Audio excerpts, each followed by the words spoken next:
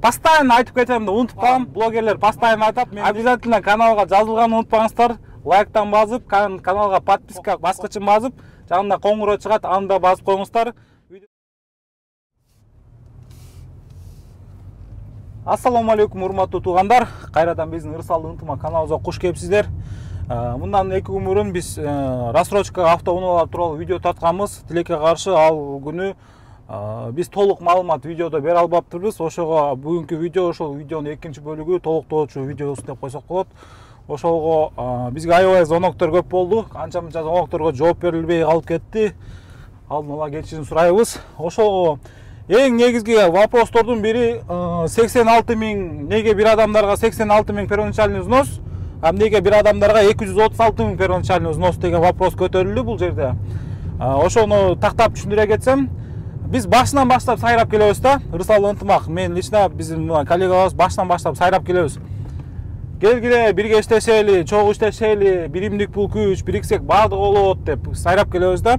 Бул 86 миң деген буга чейин биз менен иштеп келе аткан, дан момент биз менен иштешип аткан Ырсалды ынтымак таксопаркынын айдоочулары, биз менен сотрудничать, биз менен партнер болуп жүргөн байкелерге. Условия только ошолорго.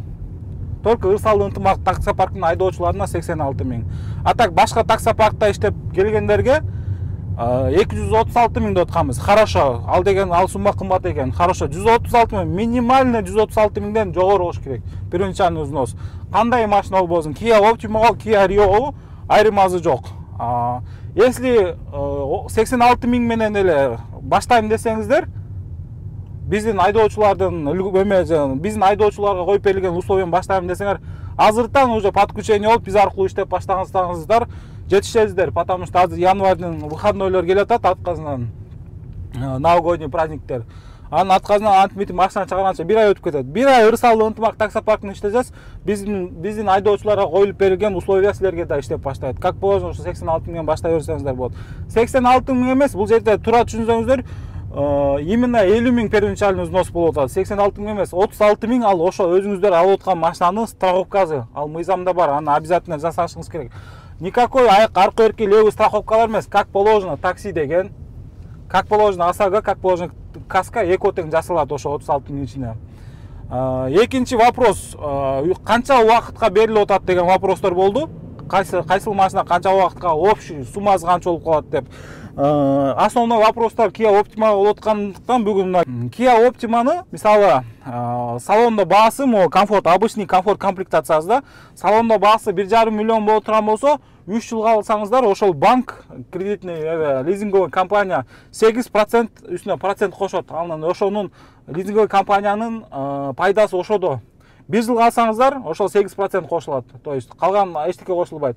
2 жылга тоже 8%, экинчи жылына, үчүнчү жылына дагы 8%. Ошондо годовой 3 жылга 8%тен кошулуп кетет. Ал деген ошол 400 миң болуп кетет. Если бирок силер 3 жылга алып туруп, 2 жылдын ичинде жаап турган болсоңуз, соответственно, машинанын баасы төмөн болот. Бул кече биз будан алдындагы видеодо айтып бергендей эле, машина азыр 3 жылга алгандар ай сайын 64 миңден төлөшүп, 63 миңден төлөшүп атат. Биринчи жыл, экинчи жыл 58 миңден, үчүнчү жыл 58 миңден, 3 жыл төлөйт, машина ошолорго өтүп кетет. Kia Rio болсо 3 жыл алгандаркы 1 миллион 368 миңге айланып атат. Ай сайын 39 миңден төлөшүп атат. Биринчи жыл, экинчи жыл 36 миңден, үчүнчү жыл 36 миңден. Бирок 2 жылдын ичинде жаап койсоңор 1 миллион 368 эмес, андан анча эле төмөн болот, 150 миңдей азандайт, потому что 1 жылдын ошол 8% чыгып кетет берден. Так, примерно эме санашты билген адам берде прекрасно түшүнөт, как кредит сыяктуу эле. Кредиттен даже в некотором смысле выгоднейраак, потому что кредит 9% менен берет, лизинг 8% менен берип атат.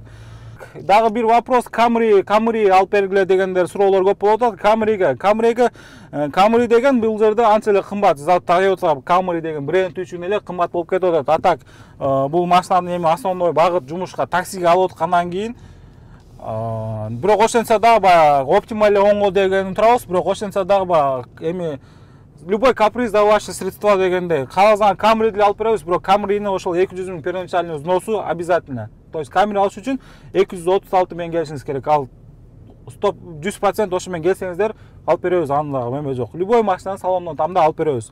Өзүңөр комплектациясын өзүң тандайсыңар, башкасын өзүңөр тандайсыңар. Ошо туугандар, кааласаңыздар 2 жыл калсаңыздар болот, кааласаңыз 3 жыл калсаңыздар болот. Бирок обязательно 2 жылга же 3 жылга аласыздар, потому что бул жерде 2 жылга алып туруп 1 жылда жаап койсоңор, как положено эле 1 жылдык комиссиясы төмөндөйт. Ошо 3 жылга алып туруп деле 2 жылда жапсаңар 1 жылдык комиссиясы төмөндөйт. Бул как бы көбүрөөк срок алып кое берген, ал силердин да биздин да кызыкчылыкта, потому что силер көбүрөөк срок алсаңар, силер кыйналбай жабасыңар. Силер кыйналып жатсаңар, если биз вовремя акча төлөнбөй калса, биздин таксопаркка дальше машина чыгарып бериш бир аз татаал жолдорду жаратышы мүмкүн. Ошого бу жерде вопростор көтөрүлдү, кечээ комментарийдан раза жазышып атты. Бул лизинг деген болбогон нерсе, мынча болуп кетет, тигинче болуп кетет деп. Бу жерде мондай да, биз билебиз да, прекрасно 2-3 жылдан бери арендада жүргөн балдарды билебиз. 2-3 жылдан бери арендада жүрүшөт дагы делечи. Биз ошондой айдоочуларга сунуш кылып атабыз да. Биз бу жерде бирөөнү заставлять эткен жокпуз. Биз предложение кылып атабыз. Кабыл алыш, кабыл албаш бул силердин өзүңөрдөн. Бу жерде просто ай сайын могу машинада аренда айдасаң, ошол суммадан көп чыгып атат. Биз могу ежемесячный погашениядан бул машинанын арендасы кымбат болуп атат. Экинчиден ошол эле Kia Rio, Hyundai Solaris'тердин арендасы Kia Rio ошол могу ежемесячный платеждон көбүрөөк чыгып атат арендасы. Бул жерде просто алып койгула, грамотно кармагыла, биз заставлять этпейбиз. Бир адам алды, такансыз ошол айдаш керек. Машина силердин карамыңарга чыгат, калсаңар 2 жыл айдагыла. Мисалы 3 жыл бирөө Кыргызстан, Москвада жүрө бербейт да. Кетти Кыргызстанга 2-3 ай. Хорошо, биякта бирөөгө аренда коюп кой. Главное ошол иштеп, бияктан ай сайын силер мисалы үчүн 39 миң болсо, Kia Rio болсо, күнүнө канчадан тиет бир айга. Ошону бөлүп туруп, күндө таксометрден списание боло берет. Ошол бар погашение боло берет да. Силер Кыргызстанга кетсеңер да, силер машинага бирөөнү арендага таштасаңар, аны бизге айтып койсоңор, биз ошонун тарифин настройкалап койсок, ал акча сесиле берет, бул жалып берет.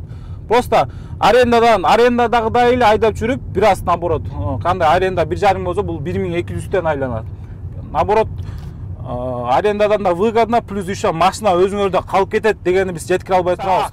Ошо туугандар, постоянно айтып кетем да унутуп калам. Блогерлер постоянно айтат, мен негедир именно ушул жерин келгенде постоянно унутуп калам.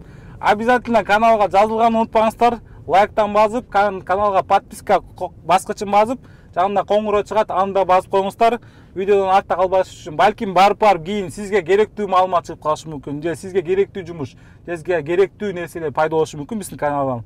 Ошого биздин кылып аткан эмгегибизге ошол каналга подписка кылып, видеолорго лайктан басып, постоянно биз менен бирге болушуңузду каалайбыз. Ошо күч болсо биримдикте өзүңүздөр билгендей эле. Көрүшкөнчө, рахмат чоң.